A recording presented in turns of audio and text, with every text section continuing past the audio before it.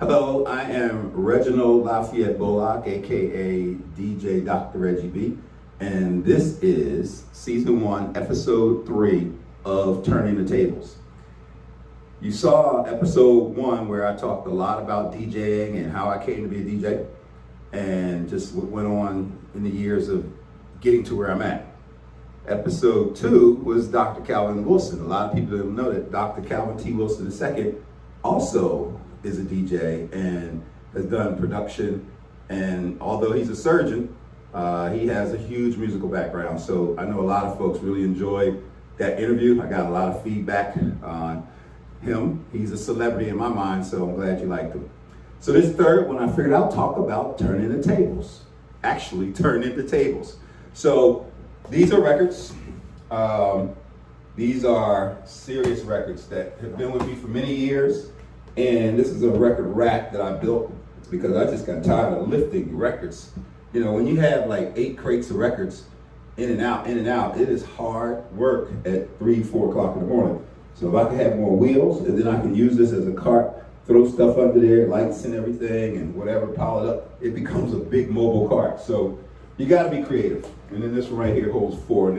They have been with me for many, many years. Turntables. So as the interview goes, interviewing myself, turning the tables. These are Technique Quartz Direct Drive Turntable SL MK 1200 MK2. So the SL 1200, everybody always talking about 1200s. 1200s back in the day were, and still are, the industry standard for turntables. These things weigh a lot. I don't know what they weigh. These things must weigh about 15 pounds, something like that. So in podcast 1, or episode 1, I talked about my first turntables, which were belt driven. It was an SLB one. They weighed like 4 pounds. Remember Bill Allen? He's watching. So anyway, this is a turntable, and I'm not gonna get into all of the parts, but this is a turntable. This little baby right here is for 45s. So back in the day, you had 78s, 45s, and 33 1/3. So the actual album itself turns at a revolution of 33 1/3 revolutions per minute. A smaller one, but fits on this disc, which is a 45. I'm sure I have some laying around. I'll grab one. Yeah, let's do this as an example. So, a 45. This is a 45. This is far from being a 12-inch. And then you put it on here. I don't even know what this one is. Bing Crosby, Grace Kelly, Frank Sinatra, High Society. Guess what? Let's see what it sounds like. So this is how you put a 45 on there. You turn it on and you hit the button. Now it's spinning at 45 revolutions per minute. And we're gonna play it right now because this is turning the tables. Wants to be a millionaire. I know. Have flashy flunkies everywhere. So the thing about it, you may not be able to hear it in the background, but they're scratching and just characteristics of being old and transitioning the analog information from the record to the needle to everything and out the speaker, as opposed to digital, which is what a lot of people listen to now. So anyway, that's a 45, and that's how you play a 45. You get a disc and you put it on there and you play the 45. So, well, let's talk about a couple of things. Now, Dr. Calvin T. Wilson, who we had last time on episode 2, we talked about the balancing of a tone arm. When I first got my very first turntable, I had no idea how to put it together, what to do, so I called him up. He came over to the house, and he taught me how to do all of this, to include balancing. Now, if you take this weight off, like this, then this right here doesn't have the proper weight to be on top of the record. But if you put it on here, like that, of course you got weight, and then you can go back and counterbalance the weight, and you see now it's going up instead of down. So that is a weight I kind of know how it feels, but they have a book that talks about, 1 and 1.1, 2 and everything, and where to put it. I know where I want mine. I want it heavy, because I'm heavy-handed. Now, back in the day, we had head shells. Let's see if I can find one. An old head shell. The old head shell that looked like this. So what we would do is we would take a piece of tape, wrap it so it's like a double tape. They didn't have double tape back then. You just had to turn it. And we would put a penny, a nickel, or a dime on there, depending on how heavy-handed you were or not. So Scotty Beats, he could do it with a dime. I couldn't do it with a dime. I had to have a nickel because it would jump. The needle would jump. So we wanted extra weight on it, especially when you had belt drive turntables. You want extra weight, you put a nickel on there. So these are different type of stylus needles. But you put a nickel on here, and it weighs it down so you can get in the groove. Now, this right here allows you to lift the tone arm up, tone arm down. It's a dampening factor that allows it to go up and down real smooth. This right here speeds it up and slows it down. So let's get a record that you may be familiar with, and then you will hear the different sound when I speed it up and speed it back, or slow it down and speed it up. And that's what we call pitch. So this is a pitch controller. On the turntable it says pitch adjuster. I say pitch control. But we're going to play Ain't No Stopping It Now by McFadden Whitehead, because you're familiar with it. And now it's playing at 33 1/3 revolutions per minute. The other one was playing at 45 revolutions per minute. So now I'm going to speed this up and slow it down. So as you're listening to it, you're getting in the groove.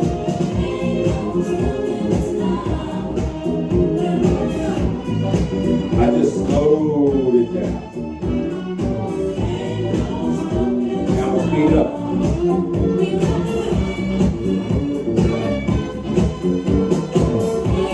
So that record right there is 113 beats per minute. Now, how do I know? All of these records, and then everything else I had, back in the day, we didn't have beat per minute counters, we didn't have beat counters, we didn't have any of that kind of stuff. Hell, we didn't even have digital, really. So I had to have my watch. Now I'm gonna show you how it's done. You get your watch, and you get on one of the beats, and once you get to a beat, listen, what y'all can do it with me. I think you'll find it real interesting. Look at your watch. Look at your watch. And when the needle or when the dial gets to 12 or wherever it is, think about how to count it. So I'm gonna show you how it's done. Watch. 1, 2, 3, 4, 5, 6, 7, 8, 9, 10, 11, 12, 13, 14, 15, 16, 17, 18, 19, 20, 21, 22, 20. Now I'm gonna do that for exactly 60 seconds. As soon as you hit 59, then 60 seconds, whatever number you at, then that's your beats per minute. Now, all of my records, you may or may not be able to see this, so I'm gonna try to bring it close to the camera so you can see. I don't know if the camera can see that, but it is 113 written on it. So every record, every song that I have, Magic Marker, has the beats per minute written on it. So that's a lot of time consuming, and that's the behind the scenes work that DJs put in. Remember I said this is turning the turntables. So this is a little bit more on the educational side of what goes on behind the scenes. So imagine if I have, 10,000 records. All of the records have to have the beats per minute written on them, because if they get moved or whatever I'm doing, I need to know. You cannot memorize 10,000 beat per minute songs. So that's how we do that. Now there's a reason for that. The reason for that is so that the songs can mix with each other. So I'm gonna get another song that's 113 beats per minute and let y'all see how it's done. So I think I'm giving away all of the tricks to the DJs. So all of the DJs that don't want anybody to know how we really do it, I'm sorry. I'm telling all our secrets. So here we go. I'm gonna put this here so I can still talk. I'm gonna put the headphones on. So both of these are 113 beats per minute, sort of. Sometimes one's faster, sometimes one's slower, but I gotta sync them up. Now, new school DJs got this button called sync. And I don't have to worry about they don't have to worry about beats per minute. They don't have to worry about anything. It's just already done for them. They can have 25,000 songs, and every last one of them, just like that, they know the beats per minute. They don't have to count them, they don't have to do anything. Now, every once in a while, some of those beats per minute are wrong, because I'm mixing them like, this is not really 113 beats per minute. This feels more like 117. So let me count it the old school way. Come to find out, the beats per minute machine was wrong. I was right.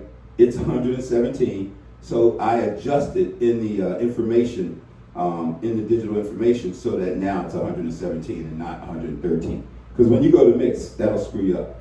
So here we go. I'm gonna just play this one right here, and then I'm gonna mix. And when I mix, you're gonna hear me try to blend them so that both are on beat.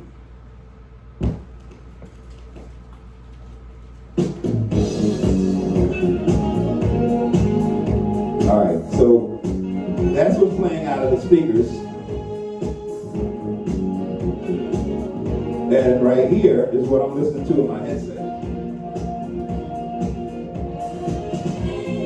Now this is where the art and science comes in. I gotta blend all of this in my head on beat, and then before you hear it, know that it's all synced up, and then let you hear it.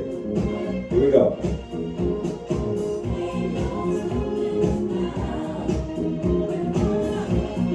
So this is right here is a little slower than this one. So I'm moving this picture just to the positive side. Now you may notice when I DJ, I use my fingers a lot. Because I had learned how to turn records at exactly 33 1/3 revolutions per minute without it being on. And slow it down and speed it up with my finger to be on beat. So it took years to get there. And I didn't invent that. I saw somebody else doing it. I'm like, I'm gonna try that. So many years later, I started getting better at it. Here we go. So this is McFadden Whitehead. This is Karen Silver, ain't nobody else.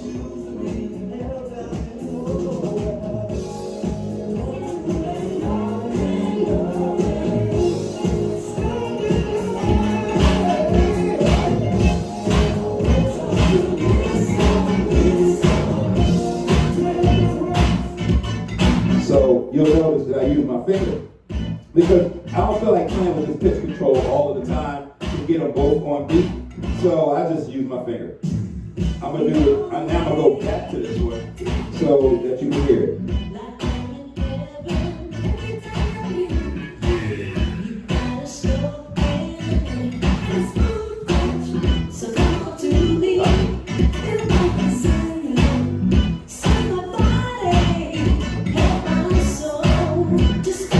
Here we go.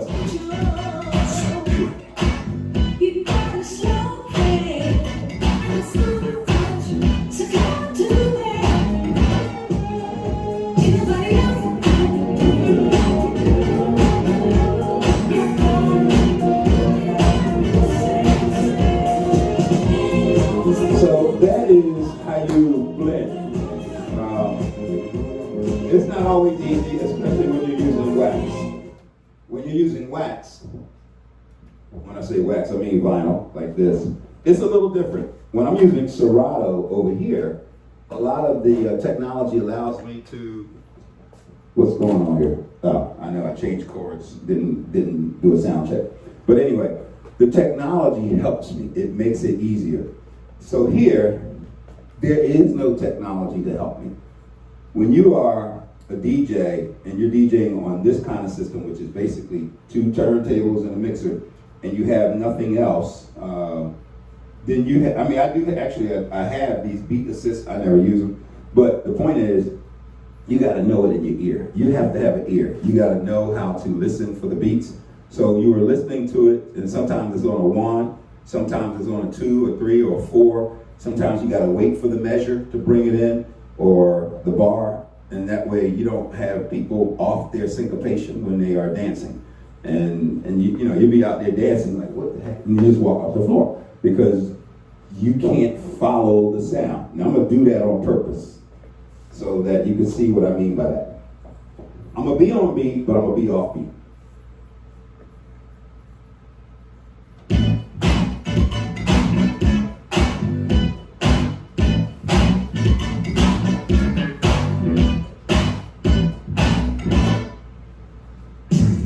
You know the way to make me feel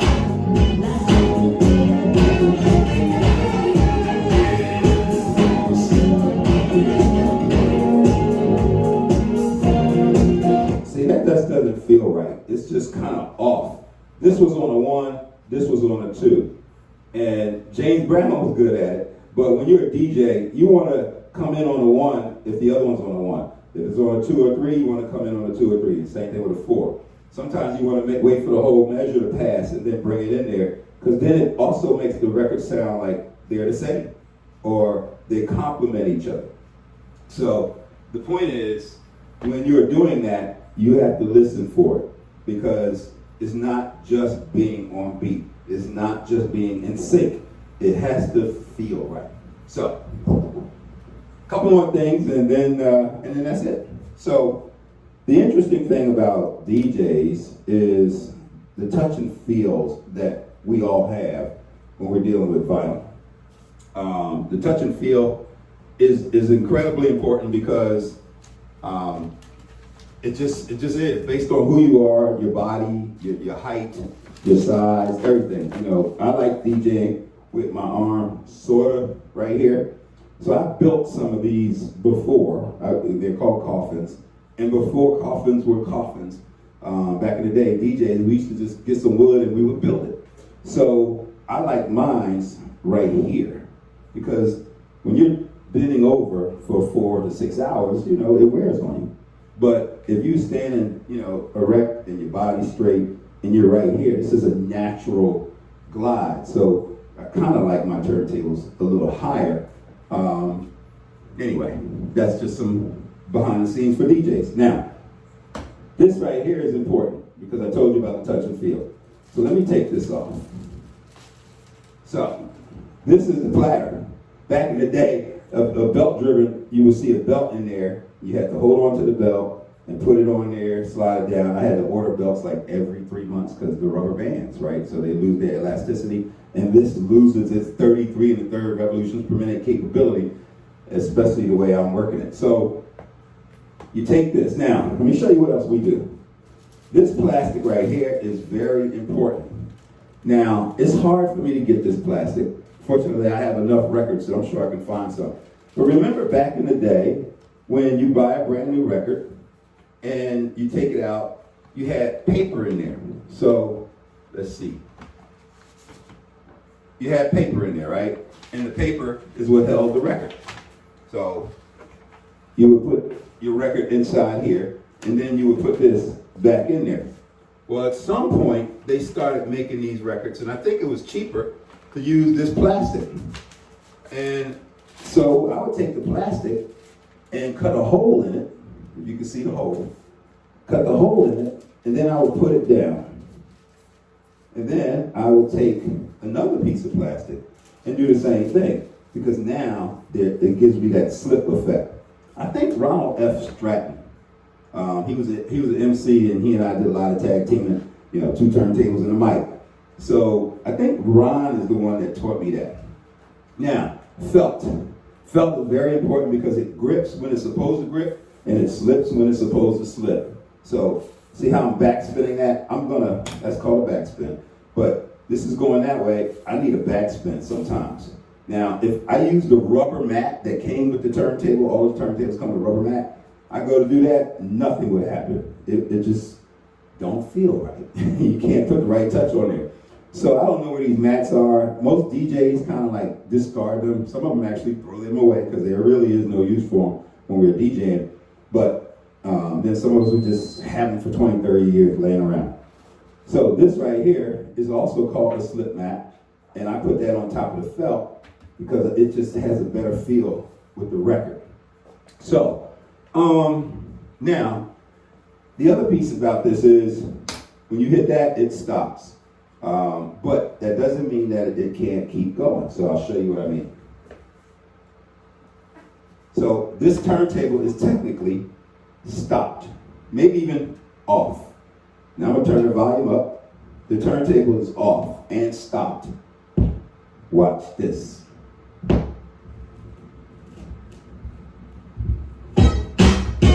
how fast it is? Now I got to slow it down.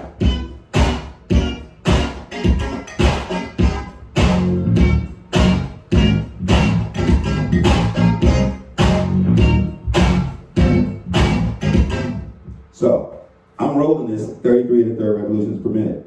And this kind of turntable allows you to do that. So, when you are DJing and you want to bring it backwards like that, you can do some different effects. Just like that.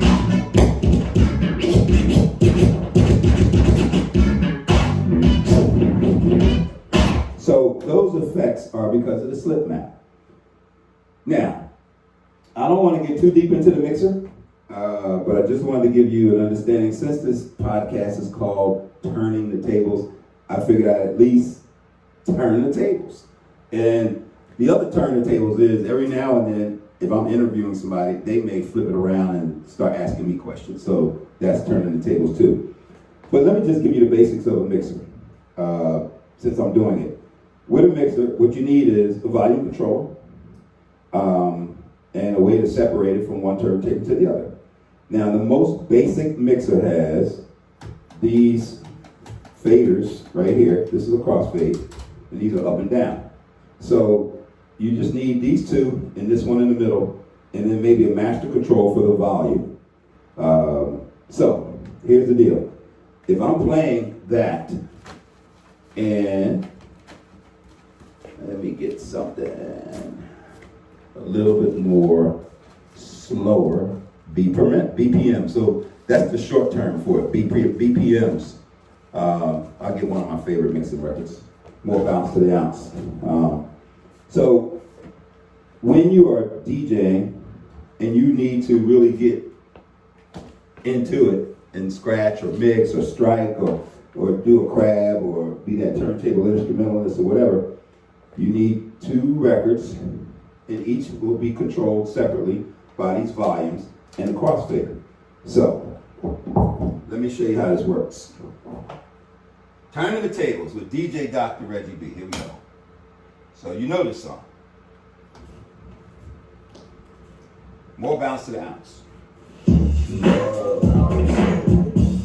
Right now what I'm adjusting is the meters. I don't want it in the red because then it'll distort. So, here we go. So you see right here, I have my finger on this one. I'm going to bring this up and bring that one down. Just like that.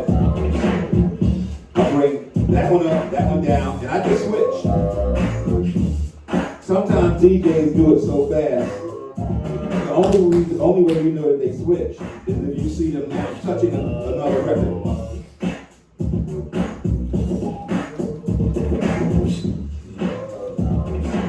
Alright, so I gotta get the volumes right. Now, that's going up and down. Now I'm gonna show you side to side. Up and down. So these go up and down. Like that. But then, you take this and go to the left, bring that one all the way up. So technically both of the volumes are up, but it's on the left, or the turntable number one. So that's another thing. Turntable number one helps people to think about the ones and the twos. The reason why I call ones and twos is because a lot of times all of the inputs say 1 and 2.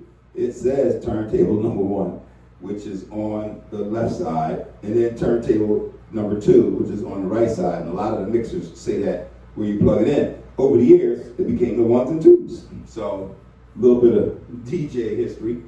Here we go.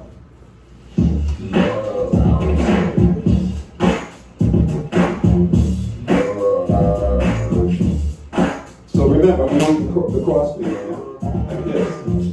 Uh-oh.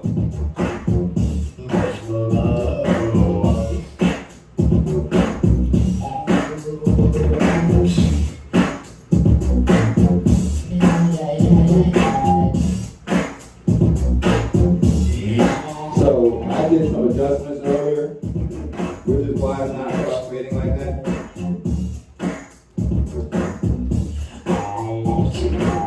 So I'm not gonna be able to do it right now because I'm like undoing what I did. But I'm gonna just show you one more time what you do with these.